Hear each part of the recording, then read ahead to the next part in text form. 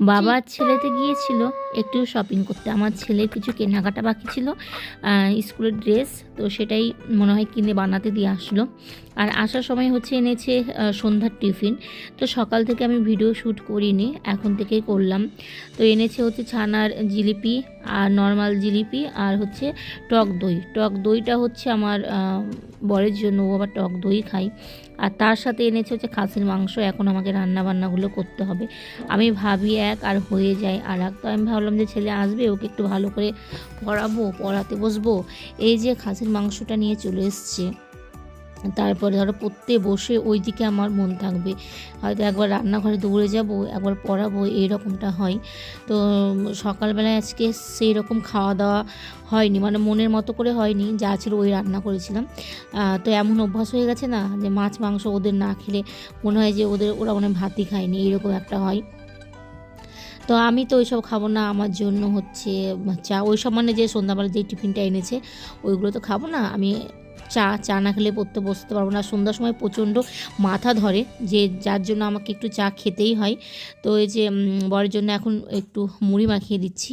তো আমার ছেলে কয়েকদিন আগে আমাকে সুন্দর করে মুড়ি মাখিয়ে দিয়েছিল, মানে 2-3 রকমের চানাচুর, মুড়ি, টমেটো, ধনেপাতা সব কিছু দিয়ে। এবার এত সুন্দর লাগছিল খেতে, তো আমি তো লোভে পড়ে সবই খেয়ে নিয়েছিলাম। খাবার পরে আমার সেই রাতে কি পেটের যন্ত্রণা, জানি না এখন এরকম হয় কেন। আগে কিন্তু হতো না, মা বাসি সিঙ্গারা টিঙ্গারা যা দিয়ে মাখিয়ে দিত আমরা খেয়ে নিতাম, কিন্তু কিচ্ছু হতো না। আর এখনই জানি না কেন সব এরকম টাটকা টাটকা জিনিস খাবার পরেও আমার এই সমস্যাটা দেখা দেয়।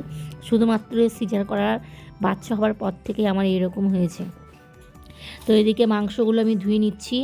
মাংস ধুয়ে ম্যারিনেট করে তারপর আমার ছেলেকে পড়তে বসাবো। একটু হয়তো দেখিয়ে দিয়ে ওকে লিখতে দিলাম, তারপরে এসে মাংসটা করব। তো এইভাবেই আমাকে করতে হবে। তো খাসির মাংস মানে কী বলতো, ছোটো ছোটো অনেক লোম থাকে কালো, তো সেই জন্য একটু ভালো করে মানে চোখ দিয়ে ভালো করে ধুতে হয়। কেননা আমার রান্নাঘরে 2টো লাইট, তার মধ্যে একটা লাইট গেছে কেটে, আর একটা লাইট জ্বলে। তো কবে থেকে বলছি যে লাইটটা কাটা, কোনো কেয়ারই করে না। দেখ মাংস আগে আমার হাত কেটে গেল।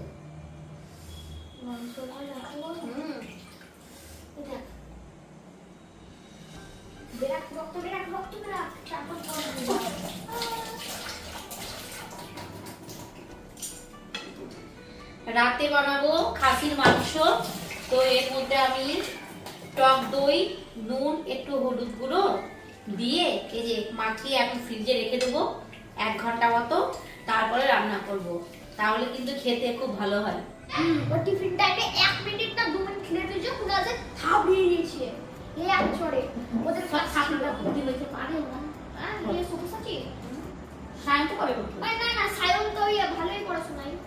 ও আমি যখন ক্লাস 2 এ পড়তাম, ক্লাস 4 এ। তারপরে যে আর কত কত ভর্তি থেকে একদিন ওই ওই ইয়ে দোকানে ওই মেয়েটা উঠেছে পারে ক্লাস, মানে ভাবতে পারো আমি ভাবছি যে ও আমার থেকে ছোট, আর কত বড়, মানে মানে মনে হয় কি নতুন নতুন এসে পুরো ডাইরেক্ট ক্লাস 6। মানে তুমি পড়তে বসে প্রতিদিন শুধু চলে যাও কিসের জন্য? পড়তে পড়তে প্রতিটা দিন এই ছেলেটা ওই বাইরে চলে যায়, বাইরে গিয়ে আইসক্রিম নিয়ে আসে। কি এনেছো দেখি? আমার জন্য চকলেট দাও। এই যে এখানে বই, আমি রান্না করছি, এখানে বই, আর ও রাত করে শুধু ঘুরে ঘুরে বেড়াচ্ছে। কি এনেছো দেখি? আচ্ছা, প্রতিটা দিন একই খাবার খেতে ভালো লাগে? তুমি তো এটাই খাও। এ মা, চামচ নেই? আমি যখনই খাসির মাংস রান্না করি, পেঁয়াজ হালকা লাল করে ভেজে তারপরে ম্যারিনেট করা মাটনটা দিয়ে তারপরে হচ্ছে মশলা দিয়ে দিই, আর বাটা মশলা, তারপর দিয়ে দিলাম গুঁড়ো মশলা। তো এখন গ্যাসটাকে আমি হাই করে কষিয়ে নেব, তারপরে গ্যাস লো করে ঢাকা দিয়ে রেখে দেবো। তো আমি তো এখন রাতে মটন বানাচ্ছি, আর আমার ছেলে ঘুমিয়ে পড়েছিল। তো এখন পুরোপুরি 9:30 বাজে। তো ওকে আবার ডেকে বললাম যে বাবা একটু কষা খাও। তো ওর পছন্দেরগুলো এখানে দিয়ে দিয়েছি। ও আবার চর্বি খেতে ভালোবাসে, 2 পিস মাটন। হ্যাঁ, তো দেখো আলুটা এখন দিয়ে দিব ওর মধ্যে।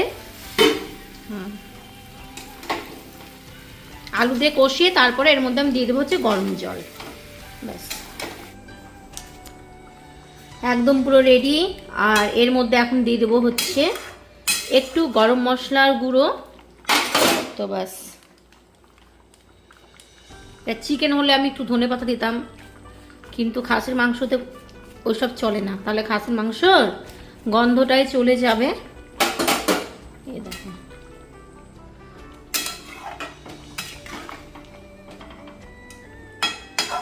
তো আমার রান্না হয়ে গেছে রাতের। এই যে লাইটটা অন করি, লাইটটা অন হবে না। এই হচ্ছে খাসির মাংস। এই লাইটটা কেটে গেছে তো বেশি লাইট হচ্ছে না। আর কড়াইয়ে রাখলাম, যখন খেতে বসবে ওরা যদি ঠান্ডা হয়ে যায় আর একটু গরম করে দেবো। আর এর মধ্যে হচ্ছে ভাত, কষাটা তুলে এখানে রাখলাম, তাতে গরম থাকবে। ঠিক আছে, তো চলো এখন একটু হাত মুখ ধুবো, নাইটিগুলো চেঞ্জ করবো, যেহেতু রান্না বান্না করলাম এই নাইটি ওরা শোয়া যাবে না। আর ওদের জন্য একটু ওয়েট করে, আমার ছেলে পুরো খেয়ে দিয়ে ঘুমিয়ে পড়েছে। তো আজকের ভিডিওটা একদমই ছোট, কেমন লাগলো জানিও। তো আজকের মতো টাটা, গুড নাইট।